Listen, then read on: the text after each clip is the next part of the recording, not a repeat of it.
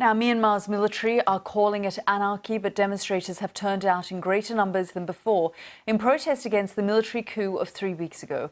And they do so in defiance of a clear threat issued on the state-run TV channel, which declared that protesters will suffer the loss of life if they continued in what an army statement called the path of confrontation. From neighbouring Thailand, Jonathan Head reports. There is no party or institution behind this movement. No central leadership either. Just hundreds of thousands of people organised through communities and professions into a remarkably coordinated show of opposition. The military government is trying to present these protests as the work of a few agitators, hoodwinking young people into joining. Today's general strike set out to prove that wrong. The crowds were big in Yangon and in the capital Naypyidaw, where they faced a formidable wall of police moving down the capital's famously oversized highways. But these rallies were replicated in every corner of Myanmar. In the northern state of Kachin, to Lashio in Shan State, and the ancient temples of Bagan. This was Tongji. And in the south, the streets of Dawei, packed with people and colour. In most places, the shops and markets were closed. Myanmar's economic life is being badly disrupted, a price many people say they're willing to pay. Today is a day for countrywide protest.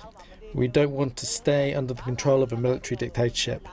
So we came here to join the protest regardless of the salaries we make.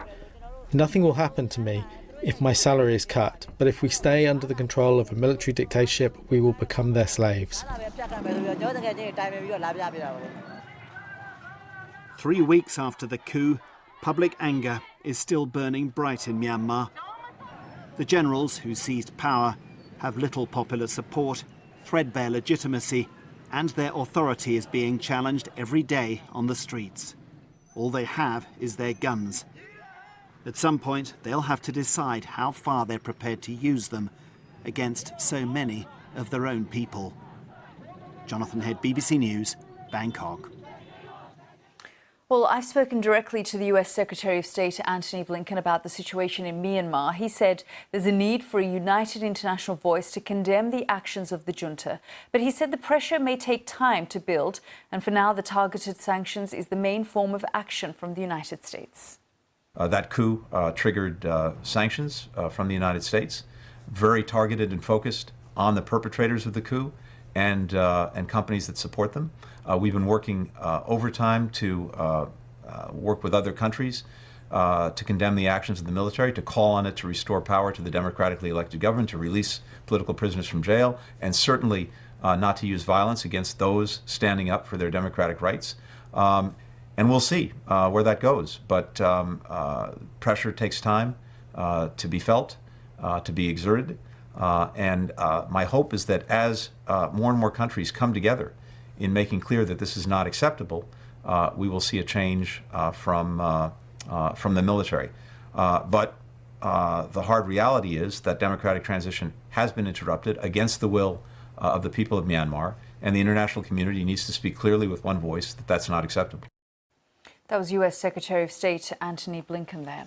And let's hear from a student organiser in Yangon who's been out in the streets protesting today. He says they'll continue to rally and call for the release of their democratically elected government despite heavy-handed threats from the military.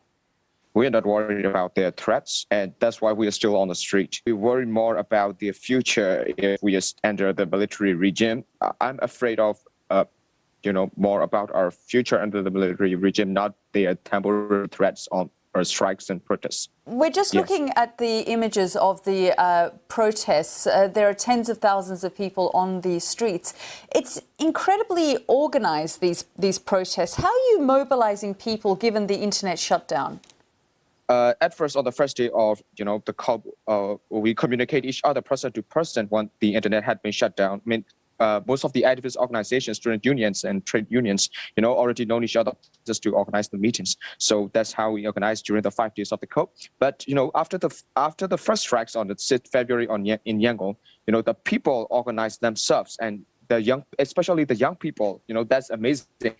Organize themselves on the streets, and they marching and they protesting each and every day their stuff, without any central leadership and any organizational leadership. We were just listening there to the US Secretary of State, Antony Blinken, who says that for now it's the method that they will continue to use is sanctions and pressure on the generals. Do you think the international community is listening to you? I think, yeah. I mean, I saw the sanctions are starting now, and so the international concern about, especially the China and Russia. I mean, they're still communicating. I mean, they're still dealing with military council. So, that's the the major challenges for us. That was a student demonstrator.